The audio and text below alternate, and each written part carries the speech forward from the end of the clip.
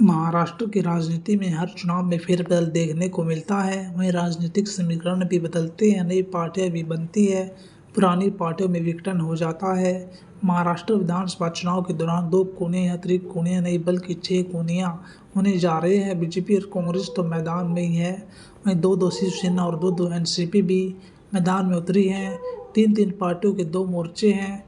कौन पार्टी बदल ले, गुट बदल ले या दूसरे मोर्चे में चला जाए, कहना मुश्किल होता है कि एकनाथ शिंदे के बारे में किसने सोचा था कि वे अलग हो जाएंगे। अजित पवार के बारे में भी किसी ने शायद ही सोचा होगा कि वे अपने चाचा का साथ छोड़ देंगे। महाराष्ट्र की राजनीति में दल बदल स्थायी भाव है। चुनाव के पहले वह दल बदल का जोर हमेशा से ही रहता है। इस बार महाराष्ट्र विधानसभा चुनाव के पहले ही धमाके पर धमाके हो रही है। उद्धव ठाकरे शिवसेना में 2 बड़े नेताओं ने एंट्री कर ली है, जिससे मुख्यमंत्री एकनाथ शिंदे के 2 मंत्री और 1 विधायक मुश्किल में आ गए हैं। भारतीय जनता पार्टी को भी झटके पर झटके लग रहे हैं।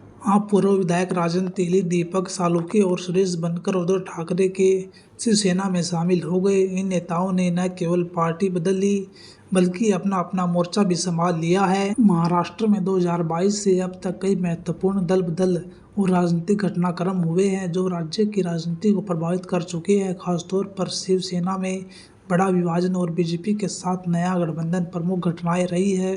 2022 में शिवसेना के भीतर सबसे बड़ा राजनीतिक संकट तब शुरू हुआ जब एकनाथ शिंदे, जो उस समय उद्धव ठाकरे की महाविकास आघाड़ी सरकार में मंत्री थे, वहीं उन्होंने पार्टी के विधायकों के एक बड़े समूह के साथ बगावत कर दी थी। एकनाथ शिंदे और उनके समर्थक विधायक शिवसेना की एनसीपी और कांग्रेस के साथ गठबंधन से असंतुष्ट थे।